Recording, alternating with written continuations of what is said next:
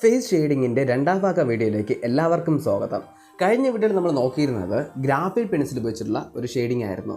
ഇന്നത്തെ ഈ ഒരു വീഡിയോയിൽ നമ്മൾ നോക്കാൻ പോകുന്നത് ചാർക്കോൾ പെൻസിലും ചാർക്കോൾ പൗഡറും ഉപയോഗിച്ചിട്ടുള്ള ഷെയ്ഡിംഗ് ആണ്. ആദ്യമേ തന്നെ ഒരു കാര്യം പറയട്ടെ, നിങ്ങൾക്ക് പെൻസിൽ ബാലൻസിങ് ഉണ്ടെങ്കിൽ മാത്രമേ ചാർക്കോളിലേക്ക് അപ്ഗ്രേഡ് ചെയ്ത് വരയ്ക്കാൻ സാധിക്കുകയുള്ളൂ. കാരണം ചാർക്കോൾ ആദ്യമായിട്ട് ഉപയോഗിക്കുമ്പോൾ തുടക്കക്കാരല്ലേ ബിഗിനറായിട്ട് ഒരാൾ ഉപയോഗിക്കുന്ന സമയത്ത് ഡാർക്ക് കൂടുതൽ വരാനും ഡാർക്ക് കുറവ് വരാനും വളരെയധികം സാധ്യതയുണ്ട്. വരുന്നത് തന്നെയാണ്, കാരണം നേരെ ചൊവ്വേ ഉപയോഗിക്കാൻ പറ്റാത്തത് കൊണ്ട്. അപ്പോൾ അത് എങ്ങനെയാണ് കൺട്രോൾ ചെയ്യേണ്ടതെന്ന് മനസ്സിലാക്കണമെങ്കിൽ ആദ്യമേ തന്നെ നമുക്ക് വേണ്ട ഒരു കാര്യമാണ് പെൻസിൽ ബാലൻസിങ്. പെൻസിൽ ബാലൻസിനെ കുറിച്ച് നമ്മൾ ഓൾറെഡി തന്നെ വീഡിയോ ചെയ്തിട്ടുണ്ട്. എന്തായാലും നമുക്ക് ഇന്നത്തെ ഈ ഒരു വീഡിയോയിൽ ഡാർക്ക് എങ്ങനെയാണ് കൺട്രോൾ ചെയ്ത് ഫേസ് ഷെയ്ഡ് ചെയ്യേണ്ടതെന്ന്, അതായത് ചാർക്കോൾ പെൻസിലും ചാർക്കോൾ പൗഡർ ഉപയോഗിച്ച് ഫേസ് ഷെയ്ഡ് ചെയ്യേണ്ടതെന്ന് ഡീറ്റെയിൽ ആയിട്ട് തന്നെ നമുക്ക് നോക്കാം. നമുക്ക് നേരെ വീഡിയോയിലേക്ക് പോകാം.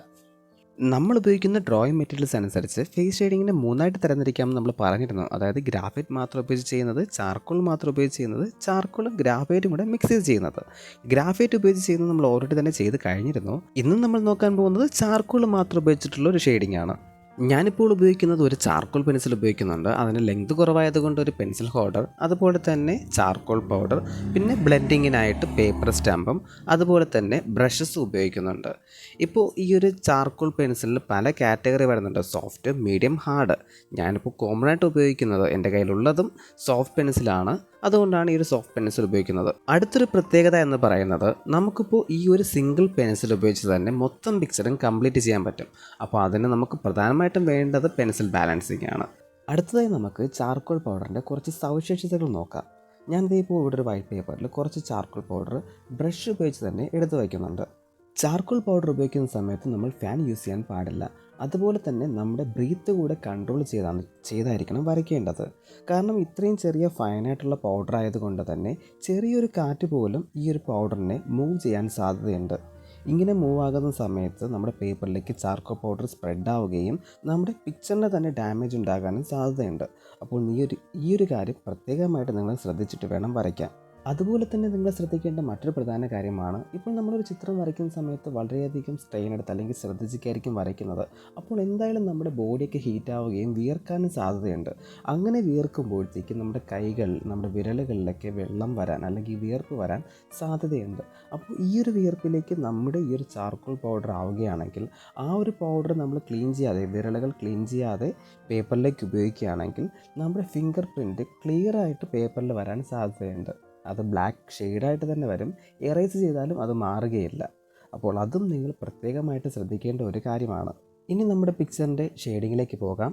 ആദ്യത്തെ കുറച്ച് സ്റ്റെപ്സൊക്കെ പെൻസിൽ ഷെയ്ഡിങ്ങിൽ ചെയ്യുന്നത് തന്നെയാണ് വരുന്നത്. അതായത് ഡയറക്റ്റ് ഡാർക്കായിട്ട് വരുന്ന ഏരിയാസൊക്കെ നമുക്ക് ഡയറക്റ്റ് തന്നെ ഡാർക്ക് അപ്ലൈ ചെയ്യാം. അപ്ലൈ ചെയ്യുമ്പോൾ ലൈറ്റായിട്ട് പ്രസ് ചെയ്തിട്ട് വേണം ചെയ്യാൻ.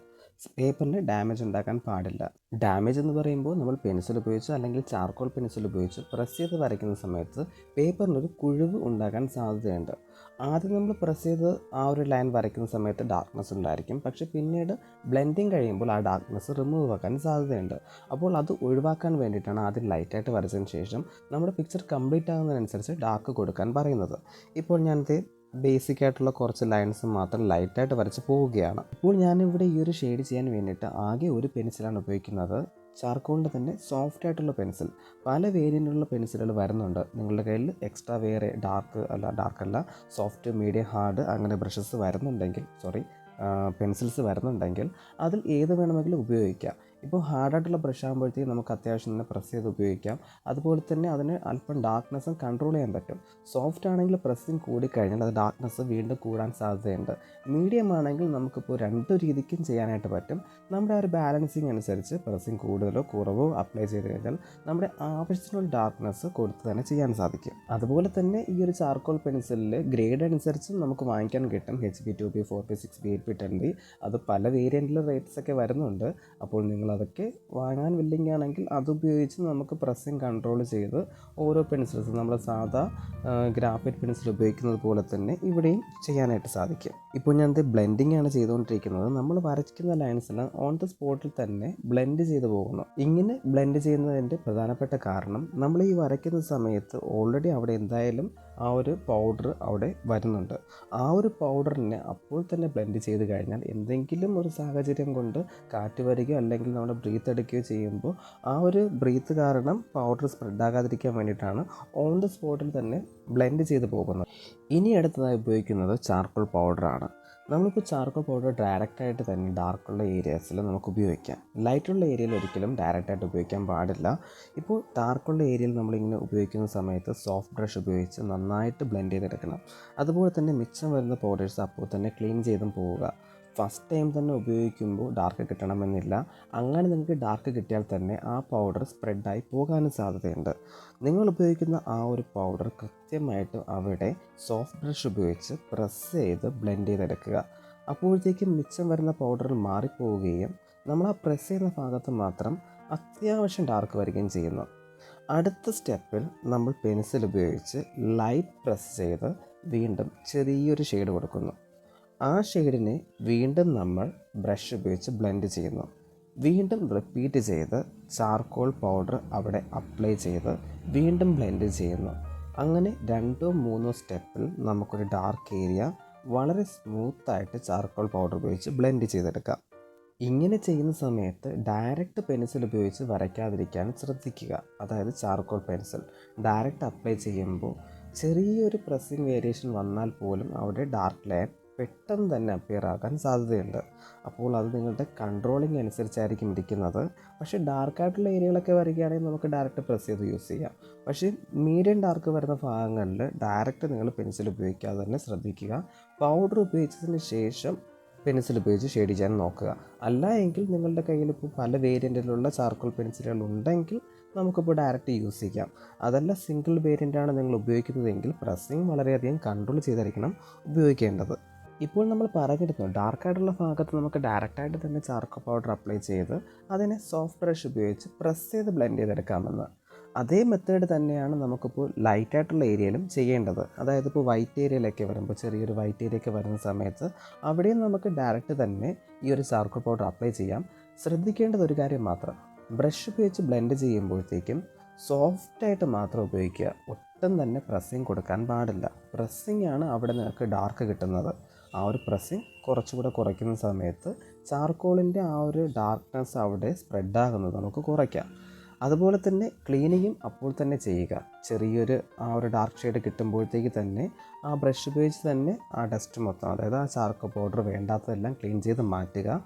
അതിനുശേഷം ചെറിയൊരു സോഫ്റ്റ് ബ്രഷ് ഉപയോഗിച്ച്, ഇപ്പോൾ ഞാൻ പല ബ്രഷുകളും മാറ്റി ഉപയോഗിക്കുന്നുണ്ട്, ആ ഒരു ചെറിയൊരു ഡാർക്ക്നെസ് കിട്ടിയെന്ന് തോന്നിക്കഴിഞ്ഞാൽ ആ വലിയ ബ്രഷ് ഉപയോഗിച്ച് നമുക്ക് വേണ്ടാത്ത ചാർക്കോളെല്ലാം റിമൂവ് ആക്കുക. എന്നിട്ട് ചെറിയ ബ്രഷ് ഉപയോഗിച്ച് സോഫ്റ്റായിട്ട് പ്രസ് ചെയ്തിട്ട് ആ ഒരു ഡാർക്കിനെ സ്മൂത്താക്കി എടുക്കുക. എന്ന് വെച്ചാൽ ഇപ്പോൾ പല സ്ഥലങ്ങളിലും പല ഡാർക്കായിരിക്കും ചിലപ്പോൾ വരുന്നത്.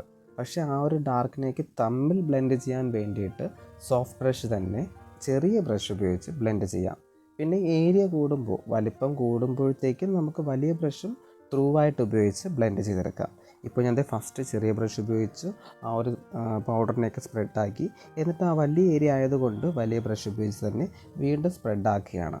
പിന്നെ നമ്മൾ ഈ ഒരു ബ്രഷ് ഉപയോഗിക്കുമ്പോൾ മറ്റൊരു യൂസ് എന്ന് പറയുന്നത്, ഇപ്പോൾ വളരെ ലൈറ്റായിട്ടുള്ള ഏരിയയൊക്കെ ആണെങ്കിൽ ഓൾറെഡി നമ്മൾ ആ ഒരു ബ്രഷ് ഉപയോഗിച്ച് ചാർക്കോൾ പൗഡർ ചെയ്തിട്ടുണ്ടായിരിക്കാം. അപ്പോൾ അതിൽ ചെറിയ ഡാർക്ക്നെസ് ഈ ബ്രഷിൽ തന്നെ ഉണ്ടാകാം. അപ്പോൾ വീണ്ടും പൗഡർ എടുക്കാതെ തന്നെ നമുക്ക് ചെറിയ ചെറിയ ഏരിയകളിലൊക്കെ ലൈറ്റായിട്ടുള്ള ഷെയ്ഡ് കൊടുക്കാൻ ബ്രഷ് മാത്രം ഉപയോഗിച്ചാലും മതി. ഇത്രയും നേരം ചെയ്തതിൽ നിങ്ങളൊരു കാര്യം ശ്രദ്ധിച്ച് കാണുമെന്ന് ഞാൻ കരുതുന്നു. അതായത് നമ്മൾ ഇതുവരെ തന്നെ സ്റ്റമ്പ് ഉപയോഗിച്ചിട്ടില്ല. കാരണം സ്റ്റമ്പ് നമുക്കിവിടെ അധികം യൂസ് വരുന്നില്ല. യൂസ് വരുന്നുണ്ട്, അത് നമുക്ക് പിന്നീട് അവസാനമാണ് ഉപയോഗം വരുന്നത്. അപ്പോൾ അതെന്താണെന്ന് നമുക്ക് അവസാനത്തിൽ നോക്കാം. ചാർക്കോൾ പൗഡറിൻ്റെ ബ്ലെൻഡിങ്ങിന് കൂടുതൽ ഉപയോഗിക്കേണ്ടത് ബ്രഷാണ്. അപ്പോൾ സ്റ്റമ്പിൻ്റെ ഉപയോഗം വരുന്നുണ്ട്, അത് ഇനിയാണ് വരുന്നത്, നമുക്കത് അപ്പോൾ നോക്കാം. ഇത്രയും നേരം ചെയ്ത കാര്യങ്ങൾ തന്നെയാണ് റിപ്പീറ്റ് ചെയ്ത് നമ്മൾ ചെയ്തുകൊണ്ടിരിക്കുന്നത്. അപ്പോൾ ഞാൻ വീഡിയോയുടെ സ്പീഡ് അല്പം കൂട്ടുന്നു. നമുക്കിനി പ്രത്യേകതയുള്ള ഷെയ്ഡ് വരുമ്പോഴത്തേക്ക് എങ്ങനെയാണ് ചെയ്യേണ്ടതെന്ന് നോക്കാം.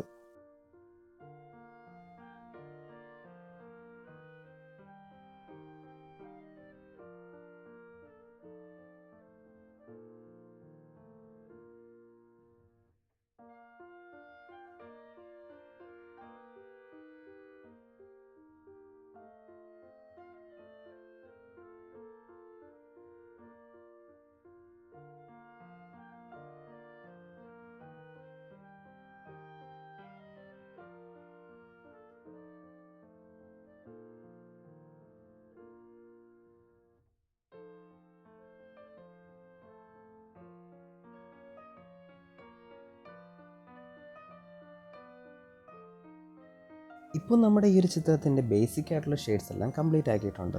ഇനി ചിത്രം നിരീക്ഷിച്ചതിന് ശേഷം ഡാർക്ക് അറേഞ്ച്മെൻറ്റും ഡാർക്ക് ആഡിങ്ങുമാണ് ചെയ്യേണ്ടത്. ഇനി നമുക്ക് പെൻസിലിൻ്റെ യൂസ് അധികമായിട്ട് വരുന്നത് കഴുത്തിൻ്റെ ഭാഗത്താണ്. അതുപോലെ തന്നെ കവിളിൻ്റെ റൈറ്റ് സൈഡ് എഡ്ജിലും വരുന്നുണ്ട്. അതൊക്കെ ചിത്രം നോക്കി നിരീക്ഷിച്ചതിന് ശേഷം കൃത്യമായിട്ട് തന്നെ ആഡ് ചെയ്യുക. നമ്മൾ നേരത്തെ ഒരു കാര്യം പറഞ്ഞിരുന്നു, ചാർക്കോൾ പൗഡർ ഡയറക്റ്റായിട്ട് എടുത്ത് വയ്ക്കുമ്പോൾ ഡാർക്ക് ഉണ്ടായിരിക്കാം, ബ്ലെൻഡ് ചെയ്ത് കഴിയുമ്പോൾ ലൈറ്റായി പോകും. അപ്പോൾ അതാണ് ഇപ്പോൾ ഇവിടെ ചെയ്തുകൊണ്ടിരിക്കുന്നത്. നമ്മളിപ്പോൾ ഒന്നോ രണ്ടോ തവണ എടുത്ത് വെച്ച് റിപ്പീറ്റ് ചെയ്ത് ബ്ലെൻഡ് ചെയ്താലായിരിക്കും നമുക്ക് ആ ഒരു ആക്ച്വൽ ഡാർക്ക്നെസ്സിലേക്ക് എത്തിക്കാൻ പറ്റുക. നിങ്ങളിപ്പോൾ ബ്ലെൻഡ് ചെയ്യാതെയാണ് ചാർക്കോൾ പൗഡർ എടുത്ത് വയ്ക്കുന്നതെങ്കിൽ നിങ്ങൾ ആ പേപ്പറിനെ കൈമാറ്റം ചെയ്യുമ്പോൾ അല്ലെങ്കിൽ പേജ് മറിക്കുന്ന സമയത്തോ അല്ലെങ്കിൽ ഒരാൾ കൈകൊണ്ട് തൊടുന്ന സമയത്തോ ആ ചാർക്കോൾ പൗഡർ ഫുള്ളായിട്ട് സ്പ്രെഡാകാൻ സാധ്യതയുണ്ട്. ഈ ഒരു സ്പ്രെഡിങ് ഉള്ളത് കൊണ്ടാണ് പലരും ചാർക്കോൾ പൗഡറിനും ചാർക്കോൾ പെൻസിലും ഉപയോഗിക്കാനായിട്ട് മടിക്കുന്നത്.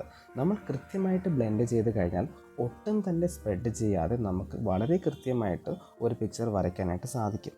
ഞാനിപ്പോൾ ചെയ്യുന്ന എല്ലാ പോർട്രേറ്റിലും ചാർക്കോൾ പൗഡറും ചാർക്കോൾ പെൻസിലും ഉപയോഗിക്കുന്നുണ്ട്. പക്ഷേ അതിൽ ചാർക്കോൾ പൗഡറും ചാർക്കോൾ പെൻസിലും മാത്രമല്ല ഉപയോഗിക്കുന്നത്, ഗ്രാഫിറ്റ് പെൻസിൽ ഉപയോഗിക്കുന്നുണ്ട്. അതിൻ്റെ ടെക്നിക്ക് എന്താണെന്ന് വരുന്ന ഫേസ് ഷെയ്ഡിങ് വീഡിയോയിൽ നോക്കുന്നതാണ്. ഡാർക്ക്നെസ് കൂടുതലാണെങ്കിൽ അത് കുറയ്ക്കാൻ വേണ്ടിയിട്ട് എറേസർ പ്രസ് ചെയ്ത് ഉപയോഗിക്കാമെന്ന് നമ്മൾ പറഞ്ഞിരുന്നു. അതേ ഒരു ഉപയോഗം തന്നെയാണ് പേപ്പർ സ്റ്റെമ്പിന് വരുന്നത്. ഡാർക്ക്നെസ് കൂടിയ ഭാഗത്ത് നമുക്ക് ആ ഒരു ഡാർക്ക്നെസ് കുറയ്ക്കാൻ വേണ്ടിയിട്ടും ബ്ലെൻഡ് ചെയ്ത് കുറയ്ക്കാൻ വേണ്ടിയിട്ടും നമുക്ക് പേപ്പർ സ്റ്റാമ്പ് ഉപയോഗിക്കാം. ഇങ്ങനെ പേപ്പർ സ്റ്റാമ്പ് ഉപയോഗിക്കുമ്പോൾ നിങ്ങൾ ശ്രദ്ധിക്കേണ്ട ഒരു കാര്യം, പേപ്പർ സ്റ്റാമ്പ് നന്നായിട്ട് ക്ലീൻ ചെയ്തിട്ടായിരിക്കണം ഉപയോഗിക്കേണ്ടത്.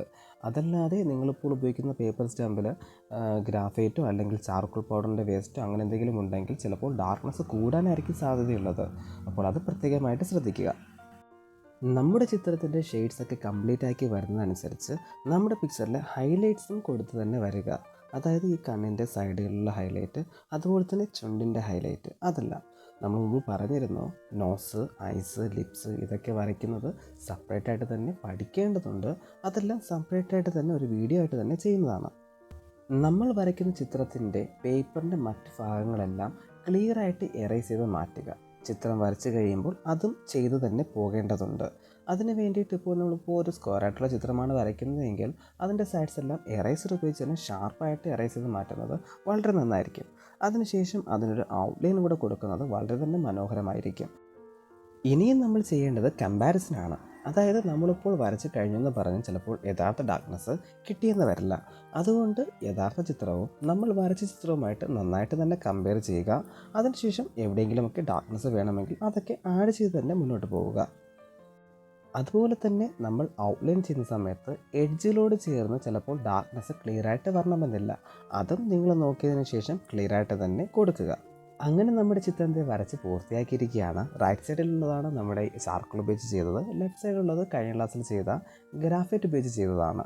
രണ്ടും തമ്മിലുള്ള കമ്പാരിസനൊക്കെ നമുക്ക് ഇനി വരുന്ന വീഡിയോകളിൽ സെപ്പറേറ്റ് ആയിട്ട് തന്നെ ചെയ്യേണ്ടതുണ്ട്. കാരണം ഇനി നമുക്ക് ചാർക്കോളും ഗ്രാഫൈറ്റും മിക്സ് ചെയ്യേണ്ടതുണ്ട്. വീഡിയോ നിങ്ങൾക്ക് ഉപകാരമായാൽ കമൻറ്റ് ചെയ്യാൻ മറക്കരുത്. അതുപോലെ തന്നെ വീഡിയോ നിങ്ങളുടെ കൂട്ടുകാരിലേക്കും എത്തിക്കുക.